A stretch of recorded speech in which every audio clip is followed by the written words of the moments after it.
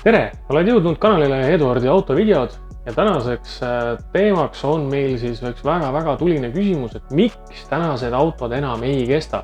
Peamiselt keskendume siin muidugi mootoritele, jätame seekord käigukastid, pardaelektroonika, kerekoosted ja kõik muud küsimused seekord tahaplaanile. Ja et sellest jutuajamisest ei tuleks selline veniv, ühtlaselt kokku sulav ja mitte midagi konkreetset ütlev asi, siis lähme sellesse teemasse sisse täiesti peatükkide kaupa. Ja alustame kohe esimesest.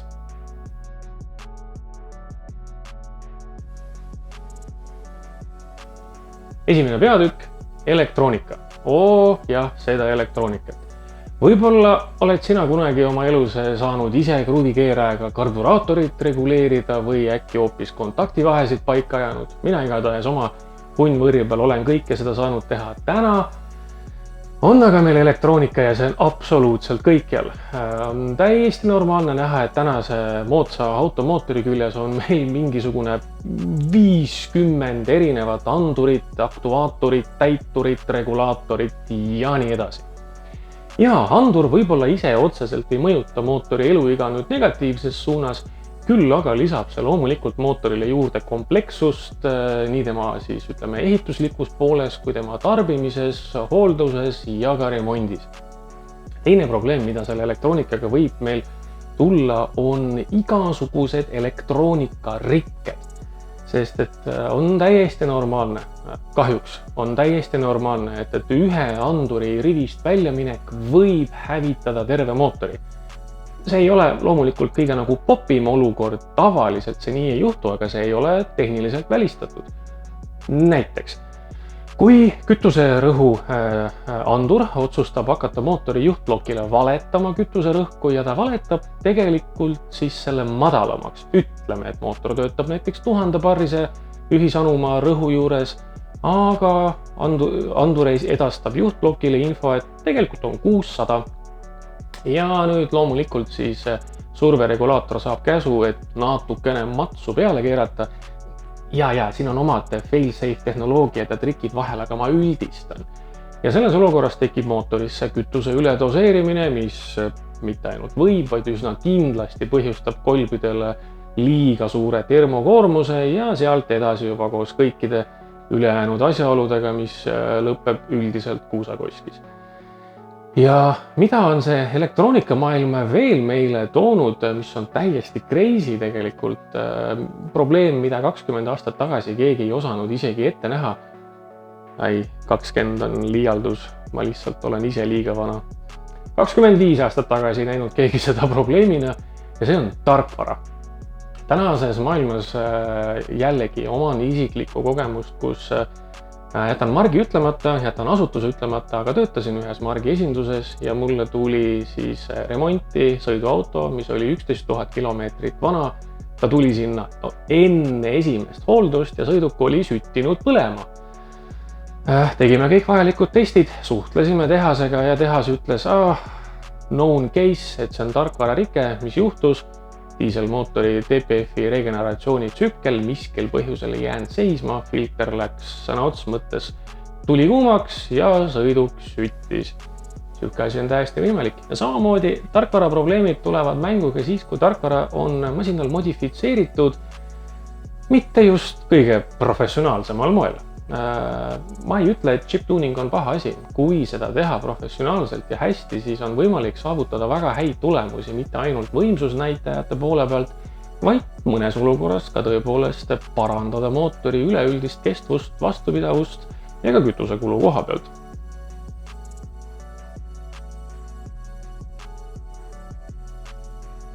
Teine teema, downsizing ja turbo igale poole. Downsizing on siis moodne meetod tänastel autoehitajatel ja mul on isegi natukene keeruline siia mingisugust ilusat eestikeelset vastet tuua. Ütleme, see on siis aladimensioneerimine või alladimensioneerimine. Anna mulle kommentaaris teada, kuidas on korrektne kasutada eesti keelt selles olukorras. Ja loomulikult siis turbotamine ja turbo läheb täna igale poole. Ma mäletan veel Noh, nagu selgus eelmisest peatükist, siis ma olen tegelikult dinosaurus. Aga mina mäletan seda aega ja heldimusega mäletan seda, kui kiri turbo mingisuguse auto pagasiluugi peal tähendas midagi. Oh jess, kui kõva! See oli haruldane, see oli eriline ja see oli võimas. Ja see tekitas teatud aukartust, teatud ärevust. Täna on turbo küljes vaata, et kõikidel mootoritel, mis praegu konveieri pealt maha tulevad, jah, muruniidukitele neid veel ei paigaldata, aga sisuliselt kõik muu vähegi suurem juba on turboga. Miks seda tehakse? Sest et mootorid lähevad oma töömahult järjest väiksemaks. Mäletad ju väga hästi, et kunagi 2-liitrine sõiduauto mootor oli siuke keskmine tagasihoidlik, isegi võib-olla gramm väike. Täna on ju 2 liitrit ju päris suur mootor, sest et täiesti pereautod sõidavad ringi 1-liitriste turbomootoritega ja nende võimsusnäitajad ei ole üldsegi tegelikult pahad. Nende tehnilistest karakteristikatest oma isiklikku arvamust ma ei hakka avaldama, see ei puutu asjasse.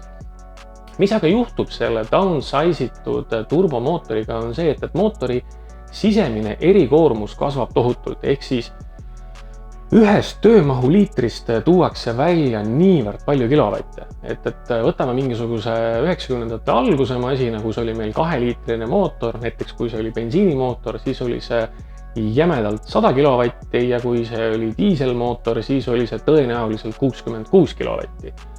Täna on meil 100 kilovatti võetud mingisugune 1,2 kuni 1,4 bensiinimootorist ja 100 kilovatti saab diisli puhul kätte 2 liitriga täiesti rahulikult, saab ka vähemaga. See omakorda toob kaasa aga seda, et see kasutegurid aetakse mootoril üles, et igast kütusetilgast saaks rohkem kätte. See aga omakorda kurnab seda metalli, kuna on tekkinud kõrgemad töötemperatuurid, kõrgemad surveastmed, kõik tingimused lähevad järjest karmimaks mootori sees, et välja pigistada see viimane gramm energiat sellest neetud kütusetilgast. Ja loomulikult ei saa üle ega ümber ka turbodest enditest, sest et turbod, ütleme, kui me vaatame näiteks vanemaid diiselmasinaid, siis see turbo oli seal pigem selline nagu ütleme mootori tööd toetav tegur. Täna see mootor sisuliselt elabki selle turbo otsas. Võib-olla oled sa sattunud sõitma mõne autoga, kus turbo on ühel või teisel põhjusel mängust välja läinud. Kas lihtsalt ise katki läinud või mootori juhtblokk on otsustanud ta välja lülitada. No see on ju see hetk, kus sa pead autole sõna otseses mõttes nagu Fred Flintstone jalaga hoogu lükkama, et mootorid on nii sõltuvalt sellest turbost. Aga et see turbo seal hästi ja niimoodi reageerivalt ja kiiresti ja mõnusalt töötaks, siis on vaja ka seda turbot ennast natukene seada ja timmida, mis omakorda viib meid olukorda, et väga paljudel tänastel mootoritel, eriti just 1 piinlik kategoorias, on ka turbod ise ülekoormatud. Nad töötavad liiga suurel kiirusel, liiga suurte temperatuuride käes, mis justkui nagu töötab, aga ta ei tööta nii kaua, kui ta võiks selles mõttes töötada. Vanadel masinatel 20 aastat ühe turboga, без проблем. Täna ma arvan, et ei ole enam selliseid näiteid.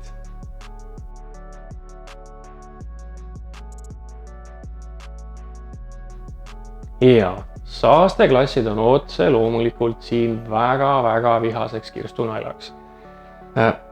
Mitte ainult siis nende endi pärast, et see, mis on mootorile külge kruvitud ja mis tuleb pärast mootorit, ja see on ka oluline tegur, aga isegi kui sa otsustad selle kõik sealt ära kaotada, sa tegelikult ei päästa seda mootorit sellest europrügist välja, sest et mootori sisemine konstruktsioon on ka muutunud ja seda just selleks, et see mootor töötaks paari, siis efektiivselt talle sinna siis külge kruvitud selle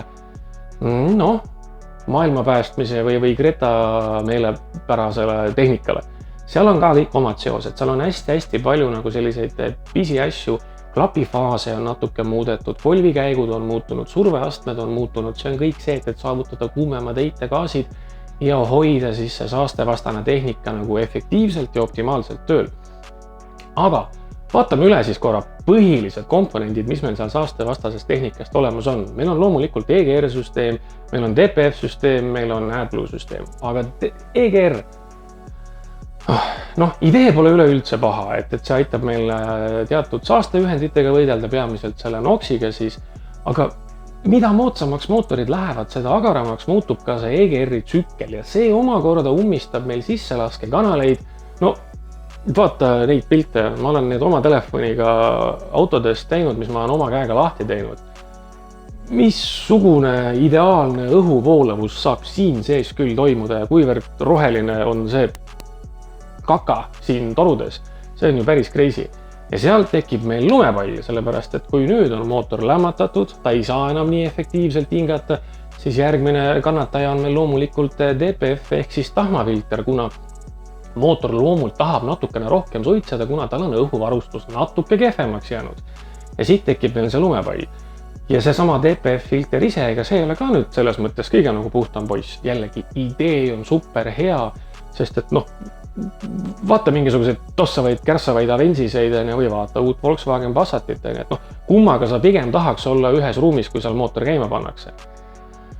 Küll aga, mida see DPF meile kaasa toob, on see, et siis kui on aeg seda DPF-i puhastada, siis mootor lükatakse niivõrd agressiivsele režiimile tööle. Kui palju kulub sel hetkel lisakütust, keegi tegelikult ei tea, sest et on vaid 1, 2, 3 autot maailmas, mis siis ekraani peal näitab seda lisakulu, mis tol hetkel tekib ja see on üks punkt. Teine punkt on see, et kuidas see põletus käib. Tõstetakse heitegaaside temperatuuri sellisele tasemele, et tahm seal filtri sees hõõgub ära, sõna otseses mõttes ta põletatakse sealt välja. See saavutatakse loomulikult üliagressiivse kütuse sissepritsega, seal muudetakse EGR-tsüklit, õhutrosseli asendeid, ühesõnaga miljon parameetrit mootori peal muutub selleks, et see mootor hakkaks torust välja lükkamas sõna otseses mõttes tulikuuma gaasi, et siis muuta kogu see lugu rohelisemaks. Kas see keskkonna aspekt olla? Kuivõrd efektiivne on, ärme siinkohal sellesse teemasse lukku jää. Aga mootori sisemistele komponentidele mõjub see väga-väga halvasti. Ja siit tekib nagu probleem, sest et need süsteemid on keeruka ülesehitusega. Need sõltuvad väga paljudest anduritest, väga paljudest parameetritest, hooldustest, isegi sõidustiilist. Ja tihtilugu ollakse väga-väga hädas nende süsteemide rikete korrektse diagnostikaga, mis tihti võib tekitada olukorra, kus auto hakkab sõitma, kõik tuled lähevad põlema, aga süsteem ei tööta päris õigesti. Ja meil võib tekkida olukord, kus meil näiteks kolvid töötavad mootoris 50 kraadi kõrgemal temperatuuril, kui nad peaks. Aga ometi ühtegi hoiatust sellele ei järgne ja me lihtsalt rahulikult sõidame ja lihtsalt tuima näoga küpsetame oma mootorit seest poolt.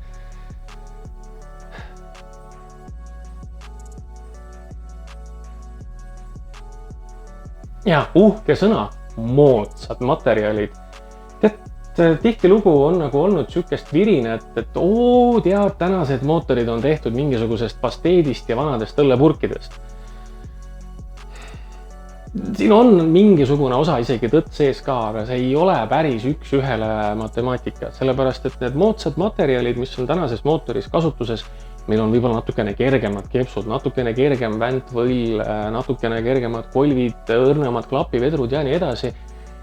Jah, see otseselt ei soodusta mootori pikaealisust, aga see oluliselt soodustab seda, et see mootor arendaks järjest kõrgemaid võimsuseid ja samal ajal tarbiks järjest vähem kütust. Sest et ja küll me võime viriseda, et tänane auto nagu eriti ei taha kesta ja eriti kurb on meel siis, kui sa oled remonditöökojas ja sul on laua peal 4-kohaline arve, mis ei hakka ühega. Aga samal ajal ole nüüd enda vastu aus ja ütle, kas sa annaksid selle auto, mis sul mingisugune 6-8 liitrit kütust võtab, mingisuguse 15 liitrit õgiva eluka vastu, milles ei ole sul ei Bluetoothi, ei automaatseid esitulesid, ei elektrilist tagaluuki, ei soojendusega istmeid, elektriaknat, kliimaseadet ja nii edasi. Saad aru, tegelikult me oleme natukene silmakirjalikud ka siin selles olukorras. Aga nende moodsate materjalide juures ilmselt parimaks näiteks on alumiiniumist mootoriblokid. Ma muutun siin päris täpiliseks. see on keeruline teema, selles mõttes, et see alumiiniumist mootoriplokk ei ole üleni paha asi. Näiteks 90ndate alguses Audi V8 juba hakkas kasutama alumiiniumist mootoriplokki ja tegelikult see kõik töötab tänaseni. Aga miks seda alumiiniumplokki kasutatakse? Loomulikult ta on kergem ja see annab meile võimaluse jälle natukene selles efektiivsuses kõrgemale ronida. Teiseks, alumiiniumplokil on veel mõned eelised. Tänu nendele uuematele, moodsamatele süütesüsteemidele, moodsamale kütuse sissepritsele ja kõigele, meil on põlemiskambri temperatuurid läinud päris rajult kõrgeks. Alumiiniumplokk aitab meil paremini seda soojust sealt põlemiskambrist ära imeda, et meil seal tükid päris sulama ei läheks. Lisaks on ka alumiiniumplokkide silindriseina kattematerjal oluliselt libedam kui näiteks malmi puhul ja see annab meile natukene võitu jällegi selles parasiitses hõõrdeteguri koefitsiendi korrastamises. Nii palju alumiiniumplokkidest, et neil on omad head ja vead, loomulikult, aga mis on veel, ütleme, moodsate materjalide kategoorias nagu väga vastik kirstunael, see on plastik. Ja plastikut on roppult palju. Ja plastikdetailid on mootorite peal olnud sisuliselt eluaeg, aga täna on seda nii tohutuma palju ja need plastdetailid kipuvad kulgema igasugustest kuumadest kohtadest ja vibreerivatest kohtadest kuidagi liiga palju läbi. Ja see, kuumad kohad sest meil on igal pool mingid EGR-i torud, katalüsaatorid, tahmafiltrid, meil on palav kapoti all ja kui nüüd näiteks karteri tuulutustorukene, mis kusagilt kaane pealt kulgeb siis turboõhuvõtu poole ja loomulikult on seal turbo küljes kohe suur katalüsaator või tahmafilter, mis on hästi mõnusalt soe, siis see plasttoru praguneb ära, sest et esiteks selle torukese sees voolavad väga siuksed rammusad gaasid, toru ise on kuumas kohas, mootor vibreerib, kord on kapoti all 120 kraadi sooja, kord on kapoti all -20 kraadi sooja ja plastik ühelt maalt muutub klaasiks ja teeb tšau-baka. Ja sa ei pruugi seda üleüldse märgatagi. Küll aga mis juhtub sel hetkel on see, et sinu turbo hakkab täiesti rõõmsalt kahe suu poolega omale kõike seda vahvat, mis kapoti all on omale sissi veama. Liiva, tolmu, jumal teab mida veel. Ja see võib otse loomulikult rivist välja viia su turbo. Ja jumal hoidku, kui turbo ära minestab, siis on sul süke 50-60 võimalus, et sinna läheb mootor kaasa, sest kui see õigel hetkel ei suuda reageerida ja ära tabada, et turbo on minemas, siis võib mootor minna sul sõna otseses mõttes lihtsalt segi. See on ääretult haruldane, tegelikult ei olegi ta nii haruldane, aga see on väga sükene karm olukord, kus turbo hakkab mootorisse pumpama õli, mitte õhku ja mootor läheb lõhkuma.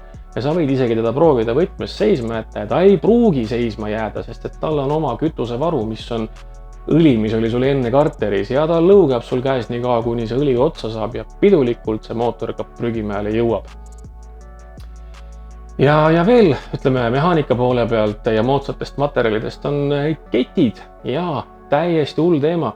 Kui vanasti olid meil mootorid jaotatud, eks nad ole tänagi suures plaanis, aga ütleme, olid meil ketiga mootorid ja rihmaga mootorid. Siis rihmaga mootorit, ütleme, seal turuplatsi pealt ostes oli ikka siuke, tead, kaua see kummirihm seal juba olnud on, et kaua see kestab ja nii ja naa, et kett, see on õige asi. See on põhimõte, mis juba tuli vanadest Mersudest, vanadest BMW-dest ja üleüldse Siguli aegadest pärit. Ja see eluaeg ongi nii olnud, kuni jällegi suhteliselt moodsa kaasajani. Ja ketid enam ei kesta. Ja siin on hästi palju põhjused, miks nad ei kesta. Me võime sellest teha isegi teinekord omaette video, anna mulle kommentaaris teada, kes see teema sind huvitaks. Aga üldjoontes ketid ei kesta meil sellepärast, et esiteks nad on nii maru õhukesed, seda selleks, et nad oleks kergemad ja jällegi efektiivsemad, sest et mootor kulutab mingit jõudu selle keti ringi ajamisele. Teine lugu on see, et see ülikuumalt töötav mootor, see hävitab oma õli päris ruttu. Ja näiteks ka bensiinimootorites eriti halb teema on väga palju põlemisjääke seal sama õli sees ja see omakorda mõjub abrasiivina sellele ketile ja see sunnik lihtsalt ei kesta.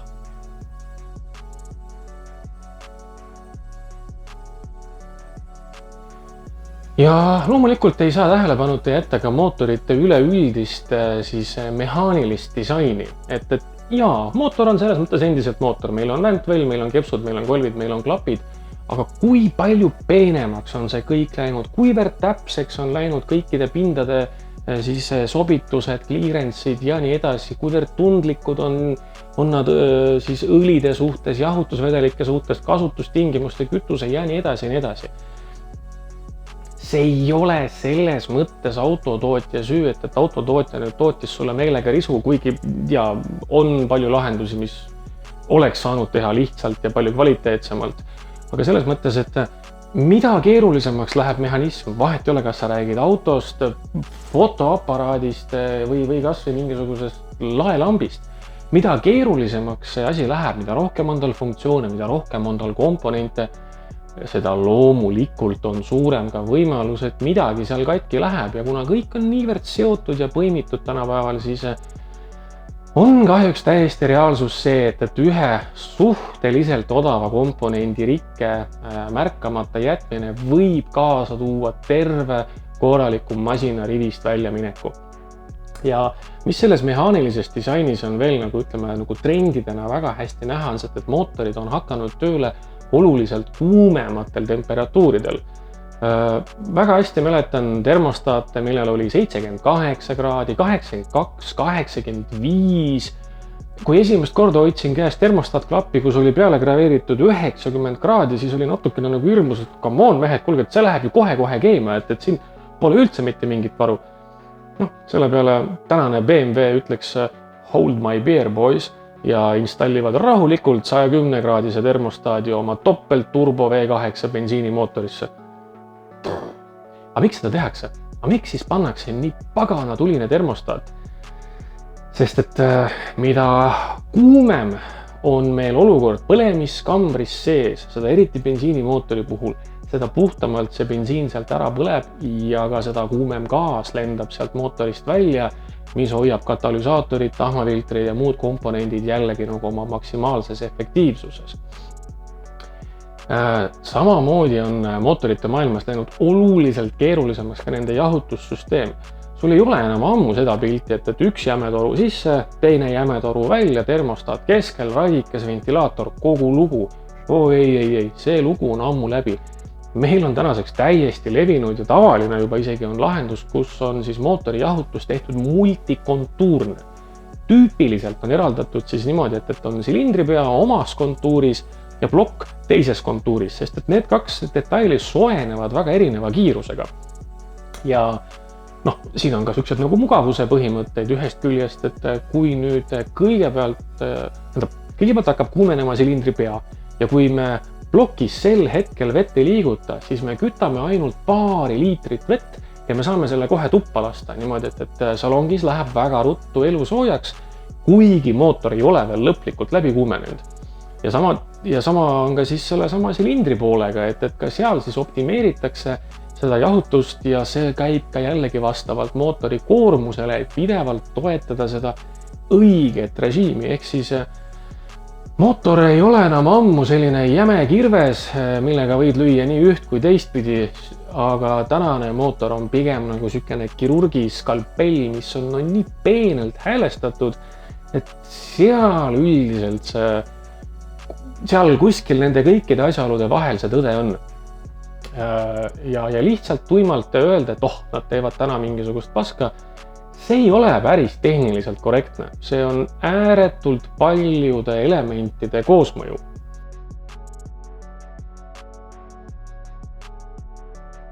Ning loomulikult ei saa unustada ka selle kõige ärilist poolt, sest et autotööstus on hästi suur haru. Autotööstus hoiab üleval metallitööstust, rehvitööstust, klaasitööstust, tekstiilitööstust, elektroonikatööstust ja nimekiri läheb veel edasi. Autosid on vaja toota. See on lihtsalt majanduses möödapääsmatu olukord ja ma tean, et see nagu meile kui autokasutajatele ei anna eriti midagi juurde, aga autosid on vaja toota. Ja kui täna autotootja ehitaks meile auto, mille eluviga on 1 000 000 kilomeetrit või isegi 2, tehniliselt ei oleks see absoluutselt võimatu. Võib-olla mitte euro 6 saasteklassi alla, aga euro 4 võiks vabalt 2 milli peale tööle panna. Siis vaata nüüd korra tootja seisukohast, et kui ta nüüd sulle müüb 2 millise masina maha, siis millal sa uuesti tema poodi lähed? Tõenäoliselt sina enam ei lähe, su lapsed ei lähe, võib-olla alles su lapselapsed. Et see oleks ju ärile kohutavalt halb. Ja siis on siin küljes veel ka siis hooldustega seotud küsimused. On täiesti normaalne näha masinaid, millel on hooldusvälp 30 000, 40 000, isegi vist 60 000 on juba mingitel masinatel kirjas. Seda on kosmiliselt palju.